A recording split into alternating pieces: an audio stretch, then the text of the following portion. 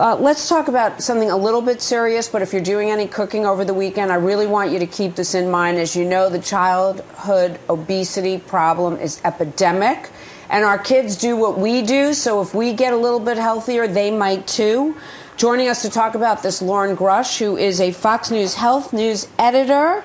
Lauren, I haven't seen you in a while. Good to see you again. Good to see you too. We can't stress enough how important it is to teach our kids how to eat. They probably won't learn it from their friends. They probably won't learn it at school. Right. And then they have all these magazines that they read where all the kids their age are perfect and skinny, and we don't want eating disorders. Right. And the researchers that I spoke to said that parents are often key players when it comes to, helping their child with obesity. So what they did was they sorted through a bunch of factors that are commonly associated with obesity, and they came up with just a couple of, it's about 5 or 6 environmental factors that are pretty good at calculating the likelihood that a child... Can we put them up and have you describe them? Yeah, the first one is maternal BMI, which would be like the moms. Right. Are you going to tell us how to calculate BMI, or is that online? Yeah, you can do it online, but it takes into account your height versus your weight. So like a normal BMI range would say between 21, 25, stuff like that. And then 30 is kind of overweight, obese range like that. So parents' BMI is important. So not just maternal BMI, but parental BMI is important as well.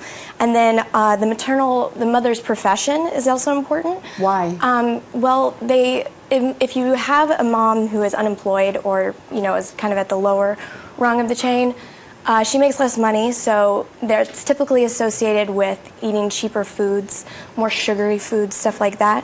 For a mom who is like at the top, very employed, professional, working mom, she can afford to kind of buy healthier foods for her child, so stuff like that.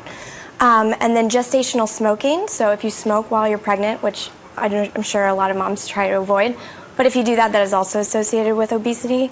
And then the baby's birth weight, of course, is taken into account. It's an indicator? Yes. So when you have all of these factors put together, which you source as the Imperial College School of Public Health, which I'm not familiar with, do you know where they are? They're in London. Okay, in London. Yeah. Where they eat completely different, like fish and chips. Well, and it's also important to note that they got this data from a 4,000 kid study in Finland. So it's technically not based on an American population.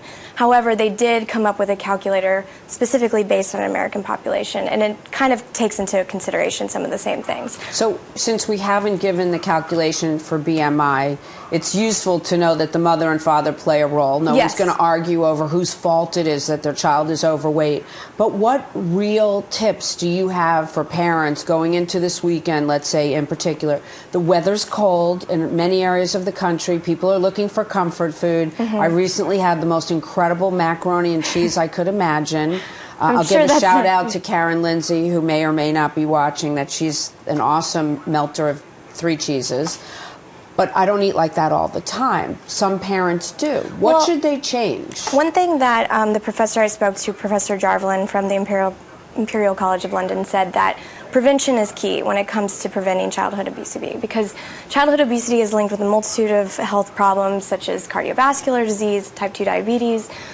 So it's important to start young. And she says that as soon as they're born, what you give your child is important and can play a role later in their life. So, try and give them more healthy foods, even when they're, breastfeeding and stuff like that, because once they become obese, it's really tough to kind of get the pounds off. So she's advocating that this calculator can help parents understand the likelihood of their child becoming obese, and then they can start as soon as the child's born, pretty much. Okay, so I would recommend that people who want more information read your article at foxnews.com. Right, and we have the calculator here as well. Okay, well, we're putting it up.